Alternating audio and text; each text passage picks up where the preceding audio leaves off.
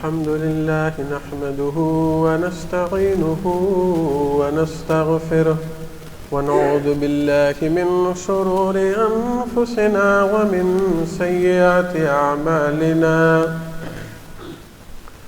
من يهده الله فلا مضل له ومن يضلله فلا هادي له وأشهد أن لا إله إلا الله وحده لا شريك له وأشهد أن محمدًا عبده ورسوله يا أيها الذين آمنوا اتقوا الله حق تقاته ولا تموتن إلا وأنتم مسلمون يا أيها الناس اتقوا ربكم الذي خلقكم من نفس واحدة وخلق منها زوجها وبث منهما رجالا كثيرا ونساء واتقوا الله الذي تساءلون به والأرحام إن الله كان عليكم رقيبا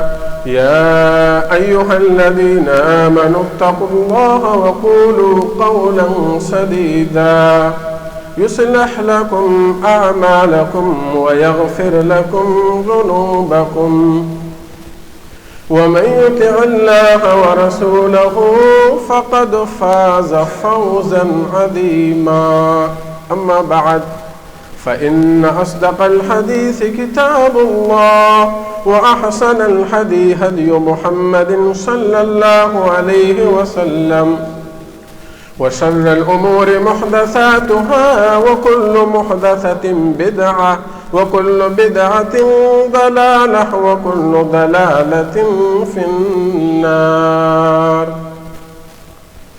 قال الله تبارك وتعالى في كلامه المجيد أعوذ بالله من الشيطان الرجيم بسم الله الرحمن الرحيم إنما يتقبل الله من المتقين رب اشرح لي صدري ويسر لي أمري واحلل عقدة من لساني يفقهوا قولي رب زدني علما. حاضرین جمعہ، سب سے پہلے اللہ تبارک و تعالیٰ کی تعریف ہے، حمد و ثنا ہے. جو اللہ تبارک و تعالیٰ اکیلا ہے، اس کا کوئی شریک نہیں. وہی اللہ تبارک و تعالیٰ ہمارے رکوع کا، ہمارے سجود کا، ہمارے ذکر کا، ہماری دعاؤں کا خالص اکیلا مستحق ہے. وحدہ اللہ تبارک و تعالیٰ کی مختصر تعریف کے بعد ان گنت، بے حد، بے شمار، لا تعداد درود و سلام کی برخا برسے اللہ تبارک و تعالیٰ کے چنے ہوئے انسانوں پر، چنے ہوئے رسولوں پر، جن کو اللہ تبارک و تعالیٰ نے توحید کا پیغام دے کر، توحید کی وحی نازل فرما کر گاؤں گاؤں بھیجا، قریہ قریہ بھیجا، اور وہ گئے، انہوں نے لوگوں کو توحید کی بات بتائی، شرک سے لوگوں کو انہوں نے منع کیا. خصوصاً انبیاء کے سلسلے کی آخری کڑی، آخری ہادی، آخری پیغمبر، جن کے بعد کوئی نبی نہیں ہے، جن کی رسالت آپ کے زمانے سے لے کر قیامت تک کے لیے ہے، جن کی اتباع کرنا، فرما برداری کرنا، جن کو اپنے ہر معاملے میں فالو کرنا میری اور آپ کی دنیاوی اور آخرت کی زندگی کی کامیابی کا ضامن ہے. ایسے نبی پر درود ہوں. اللہم صلی علی محمد وعلی آل محمد کما صلیت علی ابراہیم وعلی آل ابراہیم انک حمید مجید. محترم سامعین، جو ٹاپک ہے، جو موضوع ہے، وہ بہت اہم موضوع ہے. اتنا اہم ہے کہ ہم جو عبادتیں کر رہے ہیں، ماشاءاللہ آپ جمعہ میں آئے، آپ نے نہایا، آپ نے اچھے کپڑے پہنے، عطر بھی لگایا ہوگا، اب کچھ دیر یہاں بیٹھیں گے کس لیے کہ یہ عمل اللہ تبارک و تعالیٰ کے یہاں ہمارا قبول ہو جائے. یہی ہے نا، تہجد ہم پڑھتے ہیں، روزے ہم رکھتے ہیں، حج ہم کرتے ہیں، زکوٰۃ ہم دیتے ہیں، صلہ رحمی کرتے ہیں، غریبوں کی، مسکینوں کی، بے باؤں کی دلداری کرتے ہیں، 10 روپے دیں چاہے 1000 روپے دیں، یہ سب عبادتیں ہیں نا. لیکن بڑی بات یہ ہے کہ یہ جو سب ہم کر رہے ہیں نا، یہ قبول ہو رہا ہے کہ نہیں، یہ اہم مسئلہ ہے، یہ اہم سوال ہے. بندہ آپ یہ سوچے، ایک بندہ کچھ عمل ہی نہیں کرتا، بندے نے کچھ کیا ہی نہیں اور نتیجے میں اس کو 0 ملا، کوئی بڑی بات نہیں افسوس کی، بھئی میں نے کچھ کیا ہی نہیں تھا. اب ایک بندہ راتوں رات تہجد پڑھے، ایک بندہ فرض نماز بھی پڑھے، صدقہ و خیرات بھی کرے اور بہت ساری عبادتیں کرے، ذکر پہ ذکر کیے جائے، اور جب نتیجے میں اس کو 0 ملے تو وہ کہے گا ہائے یہ کیا بنا، اتنے پہاڑوں برابر میں نے نیکیاں کر ڈالی، میں نے تو اتنے سارے اعمال کر ڈالے، نتیجے میں مجھ کو 0 مل رہا ہے، 0 مل رہا ہے، کتنا افسوس ہوگا نا. تو وہ کیا شرائط ہے، کیسے ہمارے اعمال قبول ہوں گے؟ قرآن کی آیت ہے، آپ بار بار پڑھتے ہیں، عاملۃ ناصبہ، جو عمل کرنے والے ہوں گے وہ تھکے ہوئے ہوں گے، یعنی ایسے تھکے ہوئے، عمل تو بہت کیا، مسجد کا کونا نہیں چھوڑا، اعتکاف بھی کر ڈالا، جتنا چاہا صدقہ و خیرات کیا، اللہ کے ہاں کچھ بھی نہیں ملا.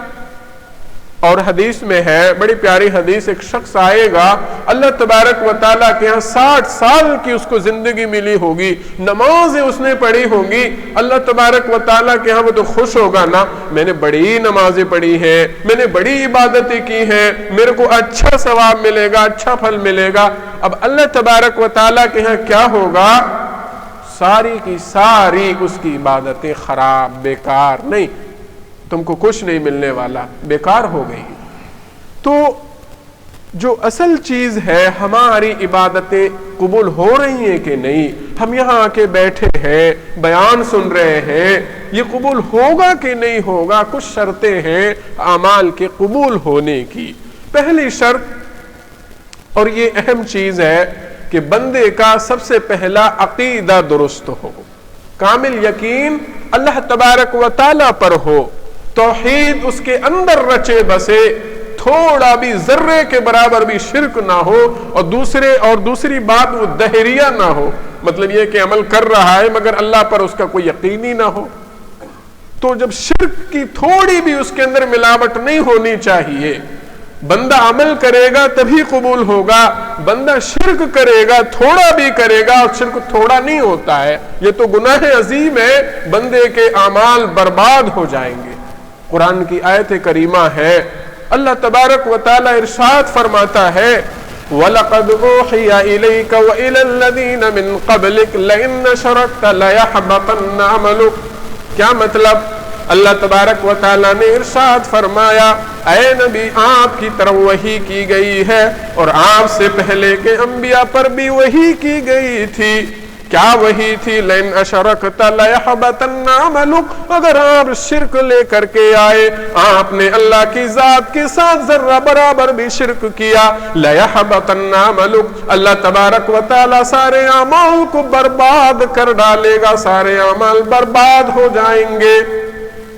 اللہ کے رسول تو سب سے پہلے توحید کے امام ہیں. اب کیوں آئے تھے دنیا میں؟ آپ دنیا میں کیوں آئے تھے؟ توحید پہنچانے کے لیے نہ، مگر چونکہ شرک اتنا برا جرم ہے، اتنا قبیح جرم ہے، اللہ تبارک و تعالیٰ نے فرمایا آپ لے کر کے آئیں، اعمال کی کوئی حیثیت نہیں. اچھا، ایک اور جگہ ہے، اللہ تبارک و تعالیٰ نے 18 انبیاء کرام کا وہاں ذکر کیا ہے ایک ساتھ. شاید ہی قرآن میں کوئی ایسی آیت ہو جہاں اتنے سارے انبیاء کرام کا جو ہے 2-3 آیتوں میں ایک ساتھ ذکر ہو. آپ پڑھتے چلے جائیں، وَوَهَبْنَا لَهُ إِسْحَاقَ وَيَعْقُوبَ كُلًّا هَدَيْنَا وَنُوحًا هَدَيْنَا مِن قَبْلُ وَمِن ذُرِّيَّتِهِ دَاؤُودَ وَسُلَيْمَانَ وَأَيُّوبَ وَيُوسُفَ وَمُوسَى وَهَارُونَ وَكَذَلِكَ نَجْزِي الْمُحْسِنِينَ اور وَزَكَرِيَّا وَيَحْيَا وَعِيسَى وَإِلْيَاسَ كُلٌّ مِّنَ الصَّالِحِينَ وَإِسْمَاعِيلَ وَالْيَسَعَ وَيُونُسَ وَلُوطًا وَكُلًّا فَضَّلْنَا عَلَى الْعَالَمِينَ 18 انبیاء کرام۔ اب آخر میں اللہ تبارک و تعالیٰ نے ارشاد فرمایا وَلَوْ أَشْرَكُوا لَحَبِطَ عَنْهُمْ مَا كَانُوا يَعْمَلُونَ، اگر یہ سارے کے سارے انبیاء شرک لے کر کے آئے، اللہ تبارک و تعالیٰ تمام کے تمام اعمال کو برباد کر ڈالے گا، ختم کر دے گا، ان اعمال کی کوئی حیثیت نہیں۔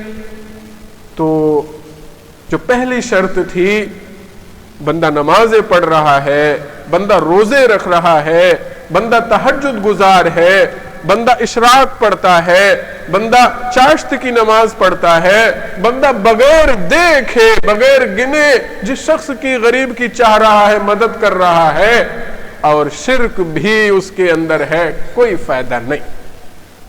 اور جو مشرک ہے، جو کافر ہے، بڑی پیاری حدیث ہے، حضرت عائشہ صدیقہ رضی اللہ عنہ کہتی ہیں اللہ کے رسول وہ جدعان کا بیٹا، ایک یہ کافر ہے، جدعان کا بیٹا بڑا صلہ رحمی کرتا ہے۔ دیکھو صلہ رحمی یہ بہت بڑا اجر کا کام ہے، بہت بڑا اجر کا کام ہے۔ صلہ رحمی کیا ہے؟ رشتہ داری جوڑنا، ماں کی خیریت پوچھنا، ماں کی خدمت کرنا، والد کی خدمت کرنا، بہنیں ہیں، دیگر بھائی ہیں، خاندان کے لوگ ہیں، پھوپھیاں ہیں، پھوپھا ہیں، خالائیں ہیں، سسرالی رشتے ہیں، تو یہ ہوتی ہے صلہ رحمی۔ یہ بہت بڑا اجر کا کام ہے، بہت بڑا ثواب ہے اس میں، اس کی تعلیم ہے اسلام کے اندر کہ آپ صلہ رحمی کریں، رشتہ داری جوڑے رکھیں۔ پھر کیا ہوا کہ وہ صلہ رحمی کرتا ہے، اور دوسرے نمبر پر فرمایا وہ غریبوں کو، مسکینوں کو کھانا کھلاتا ہے۔ اللہ کے رسول، کیا اللہ تبارک و تعالیٰ کے اس کو کوئی مقام ملے گا، اس کو اللہ معاف کرے گا، اس کی مغفرت ہوگی؟ اللہ کے رسول نے فرمایا نہیں، اس شخص نے کبھی اللہ سے مغفرت طلب نہیں کی، اس شخص نے کبھی اللہ تبارک و تعالیٰ سے نہیں کہا میرے گناہوں کو معاف کر دے، مطلب اللہ تبارک و تعالیٰ پر اس کو یقین نہیں تھا، اللہ تبارک و تعالیٰ پر اس کو یقین نہیں تھا، اللہ کی ذات پر یقین نہیں تھا، یوں کہیں کہ وہ کافر تھا، وہ مشرک تھا۔ تو پتہ یہ چلا پہلی شرط یہ ہے کہ بندے کا عقیدہ صاف ہو، بندے کا عقیدہ درست ہو۔ اچھا دوسری شرط یہ الحمدللہ یہ بہت اچھی چیز ہے۔ دوسری شرط، چلو ہم توحید والے ہیں، الحمدللہ اچھی بات ہے، ہم شرک نہیں کرتے، اچھی بات ہے۔ اب بندہ عبادت کر رہا ہے نا، تو بندہ خالص اللہ تبارک و تعالیٰ کے لیے کرے، بندہ دکھاوا نہ کرے، بندہ ریا نہ کرے، بندہ دوسرے کی تعریف نہ چاہے۔ آپ 2 رکعت نماز پڑھے نا، آپ قرآن کی 2 آیتیں پڑھے نا، خالص اللہ تبارک و تعالیٰ کے لیے پڑھے، اللہ اس چھوٹی سی عبادت کو پہاڑ بنا دے گا۔ آپ کے اندر جتنا خلوص ہوگا، اور اگر کافی عبادت کر ڈالیں، کسی کو پر ہزاروں خرچ کر رہے ہیں اور نماز پڑھ رہے ہیں، دیکھ رہے ہیں کوئی دیکھ رہا ہے، بہت اچھا بنا کے نماز پڑھ رہے ہو، یہ صاحب تو مسجد میں سب سے بات کو آتے ہیں، یہ تو کتنا سنتوں کا اہتمام کرتے ہیں، ارے یہ جو اماں ہے نا، یہ جو ہماری باجی ہے نا، یہ بہت روزے رکھتی ہیں، خام خواہ یہ جو صاحب ہے نا بہت عمرے کرتے ہیں، میں عمرہ کر کے آیا، میں نے یہ کیا، میں نے وہ کیا۔ بھئی اگر ایسا ہوتا ہے کہ بھئی کسی کو سفر نامہ سنانا، یہ تو اور بات ہے، لیکن تعریف مقصد اگر کسی کی ہوتی ہے، آپ کو پتہ نہیں ہے 5 میں نے عمرے کیے ہیں، آپ کو پتہ نہیں ہے میں تو ہر سال حج کو جاتا ہوں، تو یہی ہے ریا، یہی ہے دکھاوا۔ اللہ تبارک و تعالیٰ نے کیا ارشاد فرمایا؟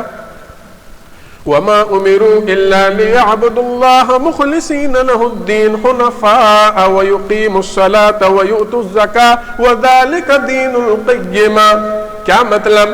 اللہ تبارک و تعالیٰ نے ارشاد فرمایا تمہارے رب کا حکم یہ ہے کہ خالص اللہ تبارک و تعالیٰ ہی کی عبادت کرو، مخلصین لہ الدین، اخلاص کے ساتھ دین کو قائم کرنے والے بنو، اور دین حنیف پر، وَيُقِيمُ الصَّلَاةَ وَيُؤْتُ الزَّكَاةَ وَذَلِكَ الدِّينُ الْقَيِّمَ، نماز قائم کرتے رہو، زکوٰۃ ادا کرتے رہو، یاد رکھو یہی سیدھا دین ہے، یہی سچا دین ہے۔ تو حکم کیا ہوا اللہ کا قرآن میں؟ اخلاص کے ساتھ عبادت کرو۔ آپ جانتے ہیں جو بخاری کی جو سب سے پہلی حدیث ہے جہاں سے شروع ہوتی ہے، اللہ کے رسول نے فرمایا ہے انما الاعمال بالنیات، اعمال کا دار و مدار نیت پر ہے، جیسے جس نے نیت کی ویسی اس کو اجر ملے گا۔ آپ یہاں پہ آئے، جبہ قبہ پہنا، عطر ڈال لیا، اچھے سے کاجل، آنکھوں میں سرما لگا لیا، اب کہاں کیا مطلب ہے؟ ہاں میرے کو دیکھیں، میں جمعہ کو جا رہا ہوں، میری تعریف ہو۔ اب کیا ہوگا؟ جیسی نیت کی تھی وہی لوگوں میں تعریف ہو گئی، ہاں جمعہ کو گئے تھے صاحب، بس ہو گیا، اللہ کے ہاں کچھ بھی نہیں۔ یہ جو حدیث ہے دیکھو، ہجرت، اللہ کے رسول صلی اللہ علیہ وسلم آگے ارشاد فرماتے ہیں انما الاعمال بالنیات وانما لكل امرئ ما نوى فمن كان هجرته الى الله ورسوله فهجرته الى الله ورسوله ومن كانت هجرته لدنيا يصيبها او امرأة ينكحها فهجرته الى ما هاجر اليه۔ کیا مطلب اس کا ایک بیک گراؤنڈ ہے۔ ہجرت ایک بہت بڑا عمل ہے۔ ہجرت کیا ہے؟ بہت بڑا عمل ہے، شاید ہی اس سے بڑا عمل کوئی ہو۔ ہجرت میں ساری قربانیاں دینی ہوتی ہے۔ یہاں کفار ستانے لگے، حکم ہو جائے کہ بھئی ہجرت کرو، ہمارا دین محفوظ نہیں ہے، اب دین کو بچانے کے لیے بندہ دوسرے گاؤں بھاگتا ہے۔ سب سے پہلے جو ہجرت کی تھی مسلمانوں نے مکہ میں، تو وہ حبشہ گئے تھے، ایتھوپیا جو افریقہ کا ایک ملک ہے، ایتھوپیا، حبشہ اس کو کہتے ہیں۔ وہ کیسے گئے ہوں گے بیچارے، پتہ نہیں، کچھ مجھے تھوڑا سا ڈاؤٹ ہے، کچھ چار عورتیں اور کچھ 12 مرد اس میں تھے۔ شروع میں سب سے پہلے جو ہجرت کی تھی تو 4-5 کچھ عورتیں تھیں اور 12-14 یہ مرد لوگ تھے، آدمی لوگ تھے۔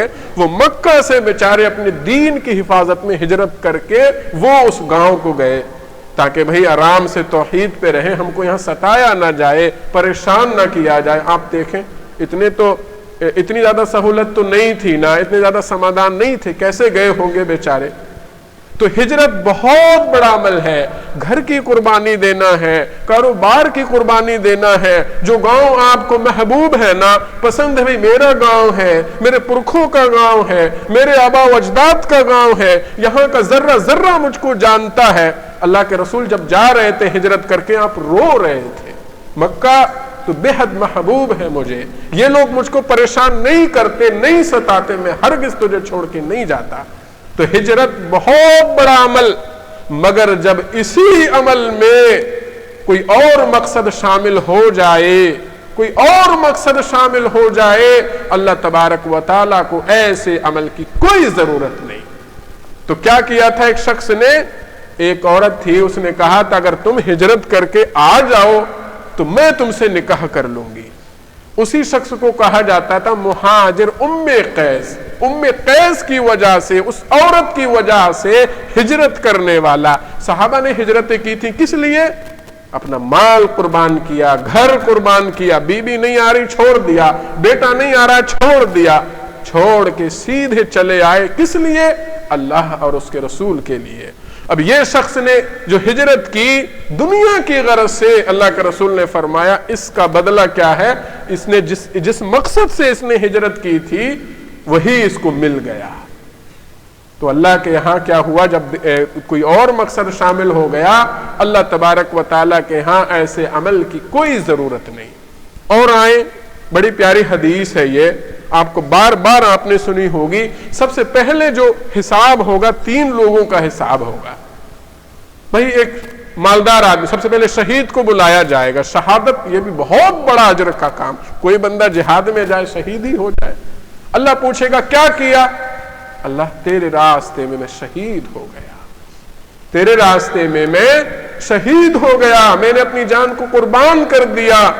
اللہ تو دلوں کا حال جانتا ہے نا، انہو علیم بذات الصدور، تمہارے دلوں کے بھیدوں کو جانتا ہے۔ دنیا میں تم کو بہت بڑا بہادر کہا جائے، دنیا میں تم کو بہت بڑا شجاع بہادر مانا جائے، اور دنیا میں تم کو کہا گیا بڑے بہادر تھے۔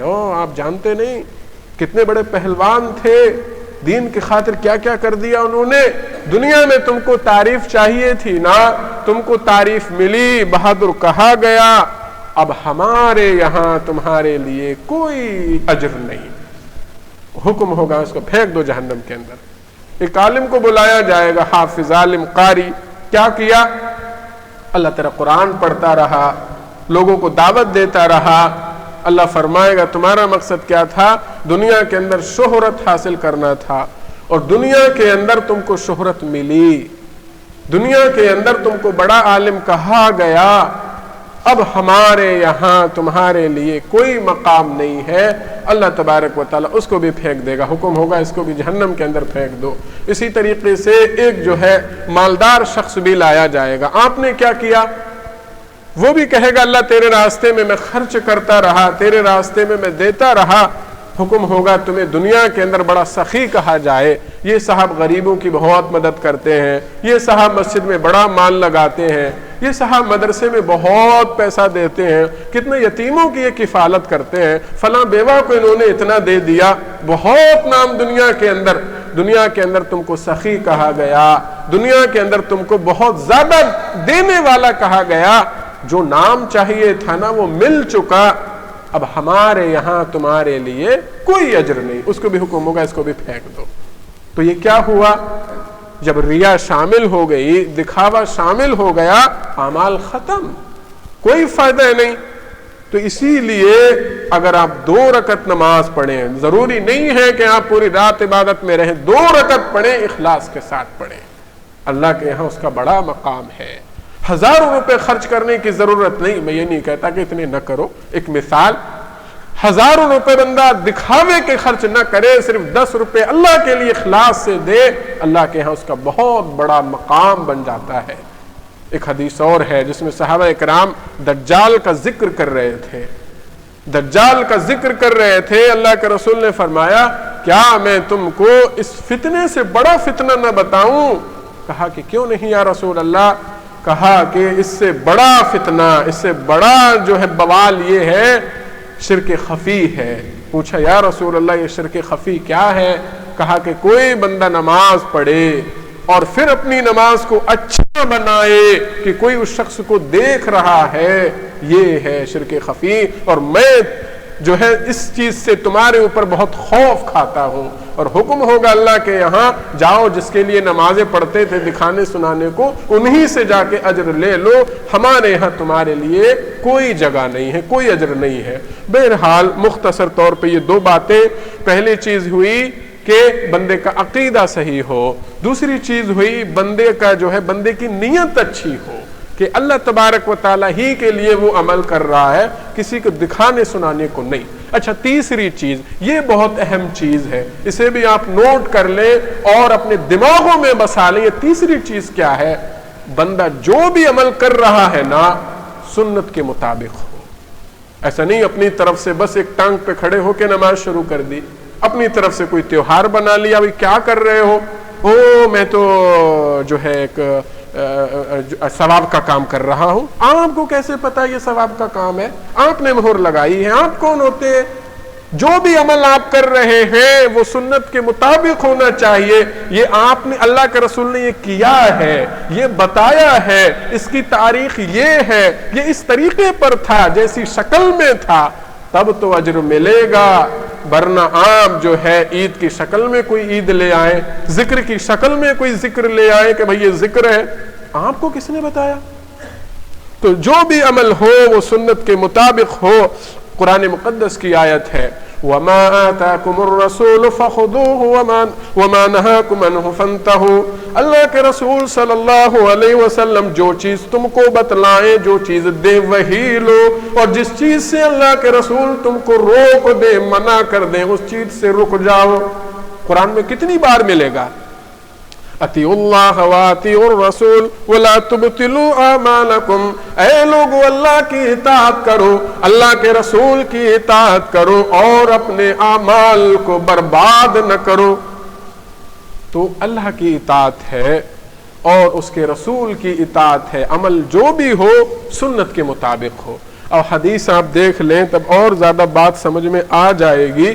ایک آدمی آتا ہے اللہ کے رسول کے پاس اور کہتا ہے اللہ کے رسول میں دیہاتی آدمی ہوں، قریے کا آدمی ہوں، میں جو ہے جانور چرانے والا آدمی، میں موٹی موٹی لمبی چوڑی بات نہیں سمجھتا، موٹے موٹے لفظوں میں آپ جو ہے دین کی بات بتا دیں۔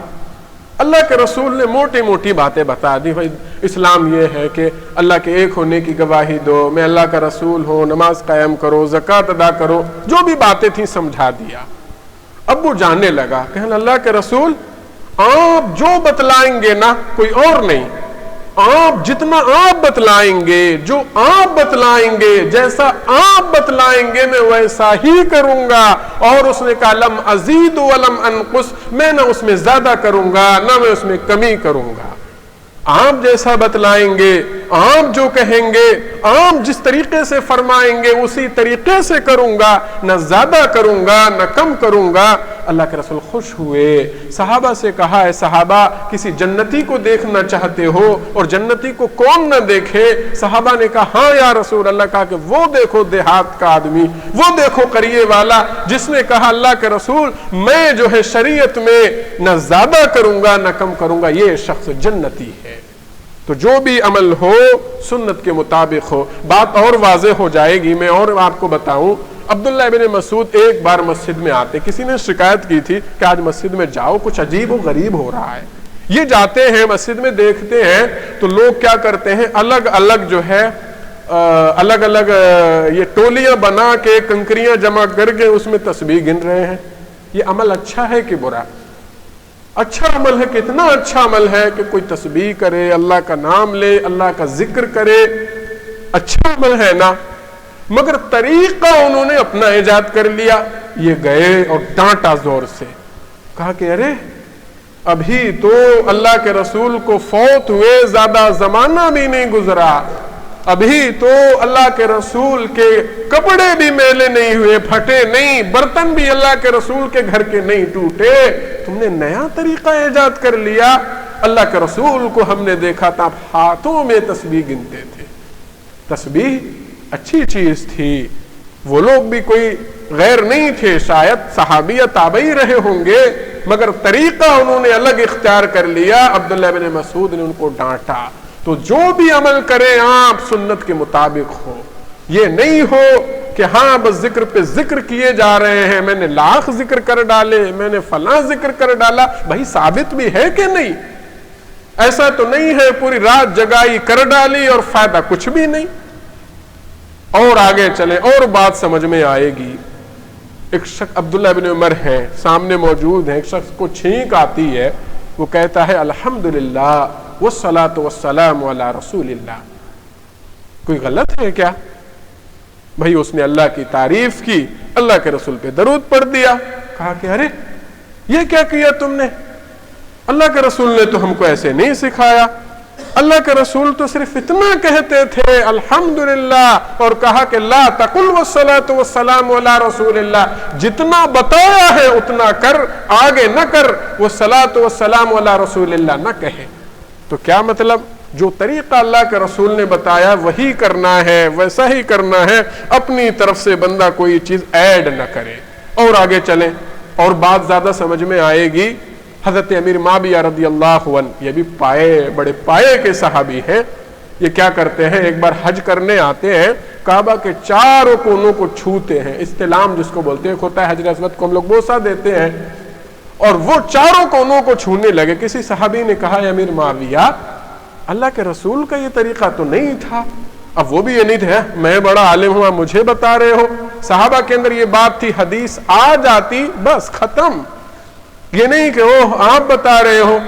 انہوں نے کہا اللہ کے رسول تو چاروں کونوں کا استعلام نہیں کرتے تھے، اللہ کے رسول حجر اسود کو ایک بوسہ دیتے، چھوتے، مل جاتا موقع تو، اور رکن یمانی کو چھو لیتے تھے، اس کے علاوہ چاروں کونوں کا استعلام نہیں کرتے تھے۔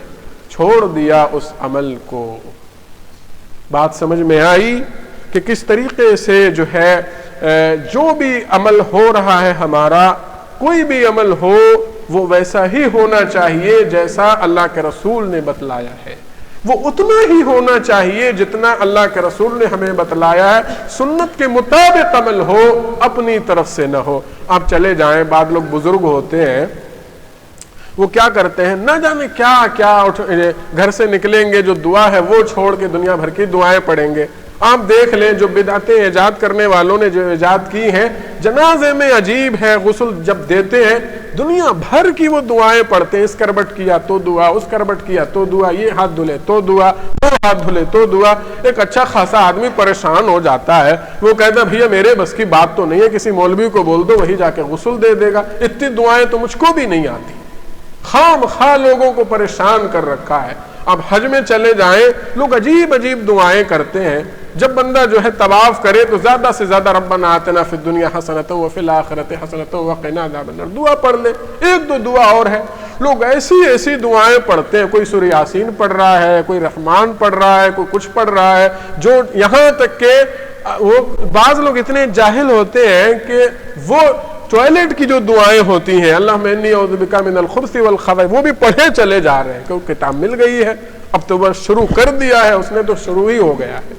بہرحال بات ادھر چلی گئی، تو جو بھی عمل آپ کریں سنت کے مطابق کریں گے تو تین چیزیں ہوئیں، عقیدہ اچھا ہو، نیت درست ہو، ہر عمل جو بھی ہو وہ سنت کے مطابق ہو۔ اس میں ایک اور بات ہے، وہ جو تین صحابی کا آپ نے بارہا سنا ہوگا، انہوں نے اللہ کے رسول صلی اللہ علیہ وسلم کی جو ہے عبادت کا طریقہ پوچھا حضرت عائشہ صدیقہ رضی اللہ عنہا سے، انہوں نے بتا دیا۔ اب تینوں کیا کہنے لگے، ایک نے کہا میں پوری رات نماز پڑھوں گا، ایک نے کہا میں پورے سال روزہ رکھوں گا، ایک نے کہا تو میں شادی نہیں کروں گا، عبادت میں ہی لگا رہوں گا۔ کیسی باتیں تھیں، اچھی باتیں لگیں گی نا، بندہ پوری رات عبادت کرے، بندہ روزہ ہی رکھتا رہے۔ بعض لوگ کہتے بھی ہیں او یہ جو ہماری دادی ہے نا یہ روزہ نہیں چھوڑتی، پورے سال روزہ رکھتی ہیں۔ اور حدیث میں مجھے حدیث بھی یاد آ گئی، اللہ کے رسول ایک عورت کے گھر میں داخل ہوئے، اس کے صحن میں ایک رسی بندھی ہوئی تھی۔ اب اللہ کے رسول نے پوچھا یہ رسی کیوں بندھی ہے؟ کہا کہ یہ جو اماں ہے نا یہ بڑی عبادت کرتی ہیں، جب تھک جاتی ہیں وہ رسی سے ٹیک لگا لیتی ہیں۔